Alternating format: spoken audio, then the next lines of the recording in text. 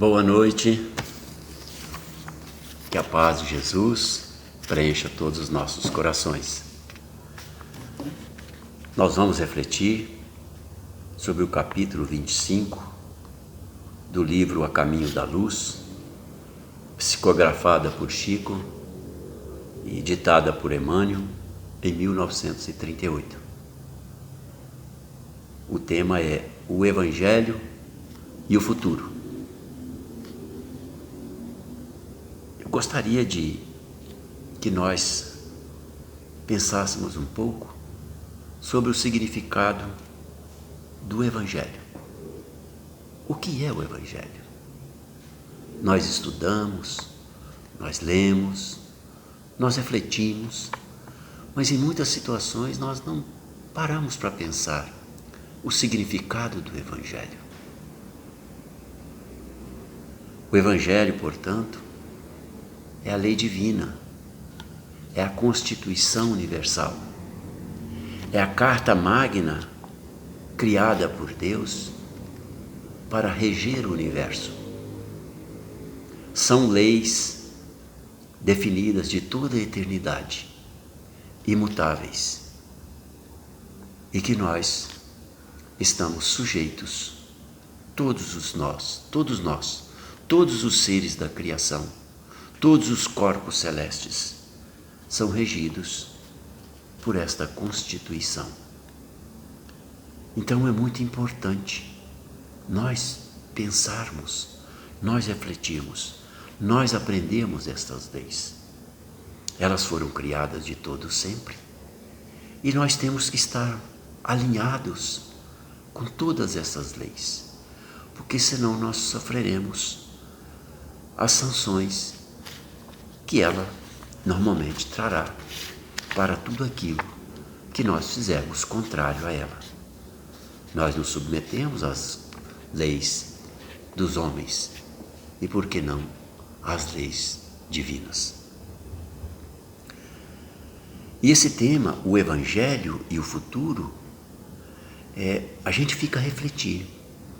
O Evangelho no futuro ou nós diante do Evangelho no futuro? Como está o nosso procedimento diante do Evangelho, diante das leis? Nós estamos de acordo? Nós estamos contrários? Nós estamos plantando o que para o nosso futuro? O que o futuro reserva para nós diante das leis divinas? É a nossa reflexão. Mas para nós melhor compreendermos, eu gostaria de trazer uma reflexão sobre o planejamento de Jesus para trazer para nós esse Evangelho, estas leis. Nós temos notícias históricas que 3.000, até mais de 3.000 anos antes de Cristo, já haviam registros sobre esses conceitos de Deus, de reencarnação, de vida equilibrada. Essas coisas estão registradas nos Vedas. Nós temos também o Código de Hammurabi, que é mais ou menos 1.700 anos antes de Cristo, onde o rei Hammurabi, da Suméria, mais precisamente na cidade de Babilônia, esculpiu em pedras muitas leis, muitos preceitos para ajudar o povo a se comportar melhor. Foi ali que ele trouxe a lei de Talião, olho por olho, dente por dente, que Jesus faz referência a ela quando diz não mais olho por olho e nem dente por dente, mas amai-vos uns aos outros. Ele também tinha já definido regulamentos sobre o falso testemunho, sobre o roubo e a receptação, sobre o estupro, enunciados que faziam proteção à família, para instituir a família. Sócrates e Platão, mais ou menos uns 800 anos antes de Cristo, já trazia também informações muito importantes sobre a lei de Deus. Esse enunciado de Sócrates e o seu discípulo Platão estão muito bem traduzidos no Evangelho segundo o Espiritismo, no seu prefácio. Importante a gente ir até lá e trazer um conhecimento a mais. E nos enunciados de Sócrates, ele fala sobre a alma encarnada, fala sobre os anjos guardiães, e tem uma frase também que ele diz, o enunciado dele, que Jesus também faz uso dela. É pelos frutos que se conhece a árvore. Nós sabemos que Jesus nos trouxe esta comparação, dizendo que a árvore boa dá bons frutos, a árvore má dá maus frutos. No Antigo Testamento, nós temos as tábuas da lei, mais ou menos também uns 800 anos antes de Cristo, onde Moisés traz as tábuas com os 10 mandamentos esculpidas nas pedras, que foram as orientações primeiras da lei de Deus, bem definidas para a humanidade. Nesse período, depois de Moisés, nós temos os profetas que anunciaram a vinda do Cristo. E Jesus, no tempo predito pelos profetas, vem até nós. Ele é o Verbo que se fez carne e habitou entre nós. Ele mesmo disse que ninguém vai ao Pai senão por mim. E esse ir ao Pai por ele é exatamente esse ensino do reino de Deus que ele traz tão belamente no Sermão da Montanha, onde ele traz para nós os passos, as bem-aventuranças, para nós chegarmos até nosso Pai, nosso Criador. E Jesus, na sua vinda, veio trazer a transição desse mundo primitivo para o mundo de provas e expiações. Nós sabemos que nos primórdios da humanidade, o homem terrestre foi naturalmente conduzido às atividades exteriores para a solução do problema vital. O que significa isso? É que naquele tempo, nos primórdios da humanidade, o homem precisou das coisas exteriores, da garantia da vida, do desenvolvimento de certa tranquilidade para se viver. Ele criou habitações, ele criou ferramentas para trabalhar, ele criou armas para caçar, para se defender. E o homem, nesse período, aprendeu e criou para si coisas que garantiriam a sua vida e de sua família. Ele exerceu o seu livre-arbítrio, ele aprendeu a escolher o certo e o errado, ele fez a caminhada individual, mas ainda tinha muitas dificuldades, principalmente nas relações entre os seus pares, entre os seus iguais. O homem começou a escravizar, a judiar, a menosprezar, a relegar à escravidão todos os mais fracos. E Jesus, quando esteve entre nós, garantiu que ele veio para os doentes, ele veio para os fracos, os oprimidos. E foi aí que ele marcou esse início de uma nova era, não mais dente por dente, nem olho por olho, mas a sua máxima do amor, a lei que rege todo o universo. Quando Jesus nos afiançou que ele não veio destruir a lei, mas dar-lhe cumprimento.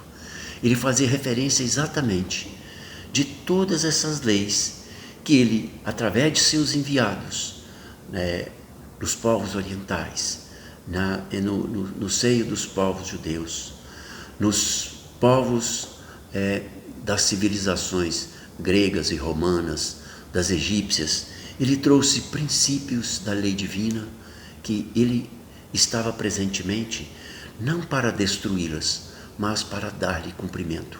Ele não fazia referência só às leis mosaicas ou às leis do Antigo Testamento, das tábuas da lei. Jesus veio para dar-lhe cumprimento. Que cumprimento é esse?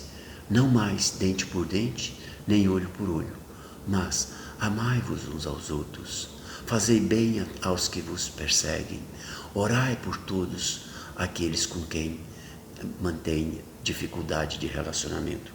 Ele veio trazer para nós o complemento desta lei, que faz com que todos os seres sobre a terra estejam regidos sobre a mesma lei e que obedeçam os mesmos prefeitos, os mesmos preceitos. Foi aí que ele nos disse que toda a lei, todos os profetas, tudo que já existia sobre a terra se resumia em amar a Deus sobre todas as coisas e ao próximo como a si mesmo. Estava aí o resumo de toda a lei que governa o universo. Jesus queria trazer para nós um convite, e ele o fez na pessoa do jovem rico, que lhe perguntou: mestre, eu já obedeço todos esses preceitos da lei, e o que mais eu preciso para merecer o reino dos céus? Jesus o fitou e lhe disse: filho, vai, vende tudo o que tens, dá aos pobres e siga-me. Essa dificuldade que o jovem rico encontrou naquela época de desfazer de tudo que a vida primitiva ensinou à humanidade, de se preservar, de ganhar o seu dinheiro, de se sustentar, de ter conforto, de ter bens, de ter uma vida material garantida, ele percebeu que por que jogar tudo aquilo fora foi tão difícil conquistar. Mas Jesus não lhe disse para que ele desfizesse de tudo isso para poder segui-lo. Ele disse que se isso lhe incomodasse, ele deveria despir dos bens materiais, não viver na miséria, mas se desvencilhar do apego aos bens materiais para fazer o grande convite que Jesus nos veio fazer quando esteve entre nós. Ele veio pedir que nós nos espiritualizássemos. E nós não entendemos. Nós achamos que deveríamos jogar os bens fora, que deveríamos desfazer, vivêssemos de miséria, vivêssemos pedindo, se esmolando no mundo para poder viver. Lógico que não. As conquistas materiais são importantes, mas ele pediu que nós nos espiritualizássemos e nós não conseguimos entender naquela época como fez o jovem rico. Será que hoje nós entendemos esse convite? Nós entendemos a necessidade da espiritualização? Porque Jesus nos garantiu, diante de Pilatos, que o reino dele não era deste mundo. O reino dele era o reino espiritual. E ele veio para poder nos levar a esse reino. Então é hora de compreender que toda a realidade é do Espírito e toda a paz desejada é a do entendimento do reino de Deus e de sua justiça. Será que nós já entendemos esse evangelho no futuro? Será que nós já estamos preparando esse futuro para nós? De compreendermos que nós estamos vivendo a era do Espírito, a era do entendimento da lei. do Espírito que rege a espiritualidade. É chegado o momento de cumprir as promessas do Cristo, onde haverá a separação das ovelhas e dos bodes, separação dos que entenderam a necessidade de praticar o bem, daqueles que ainda não despertaram. Por isso nós vivemos esse turbilhão de dor, essa insegurança, através de pandemias, de doenças, de catástrofes, de desencarnes coletivos. Nós estamos de braços dados com todas essas dificuldades para compreendermos esta hora da mudança. Porque só o sofrimento nos tirará desta zona de conforto da vida material, para compreendermos a necessidade da vida do Espírito. Aqueles que optaram pelo caminho correto serão convidados a seguir sua jornada evolutiva em outro planeta, com certeza primitivo, talvez para alguns um pouco já melhorados, de provas e expiações. A terra está reservada aos mansos de coração. É a terceira bem-aventurança. A primeira, bem-aventurados os humildes, onde nós deveríamos compreender que somos ainda imperfeitos, que precisamos nos melhorar. Só os humildes, os que exercitam humildade, são capazes de ainda se reconhecerem imperfeitos, que precisam aprender coisas novas. Não sabem tudo o que precisam ainda sobre a lei de Deus.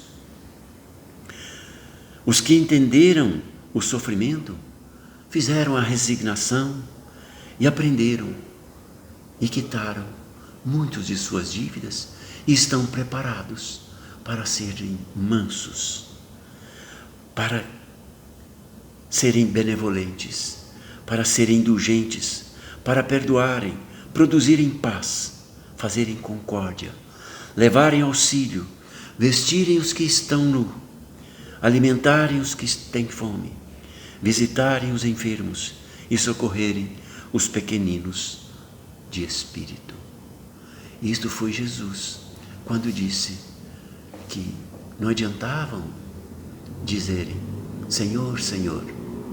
Precisavam visitar, precisavam fazer o necessário para o Espírito Eterno.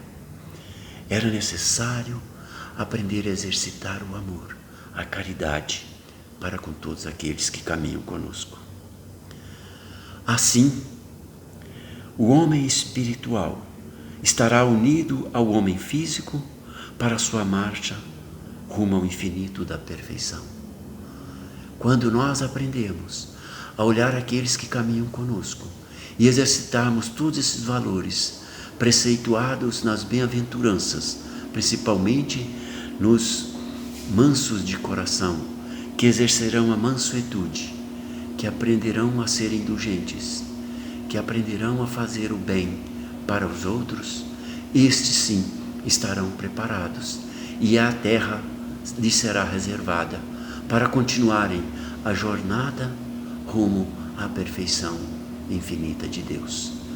A terra regenerada que vai receber os espíritos voltados para o bem, que esses que sabem respeitar a lei de Deus, que sabem continuar a sua jornada através do bem, através do amor ao próximo. E o Espiritismo terá retirado dos seus escombros materiais a alma divina das religiões, que os homens perverteram, ligando-as no abraço acolhedor do cristianismo restaurado. Aí sim, Jesus, à frente do Espiritismo, da vida do Espírito, nos conduzirá, através de seus emissários, para a prática do bem maior, da convivência fraterna, de se importar com o outro antes de se importar consigo mesmo, porque o outro se importará com a gente. Então aí sim, nós viveremos um mundo onde todas as facilidades, todas as construções do ser humano perfeito estará a caminho para a redenção de toda a humanidade que permanecerá na terra. Aí haverá um só pastor e um só rebanho. Que a paz de Jesus abençoe e acolha todos nós. Boa noite a todos.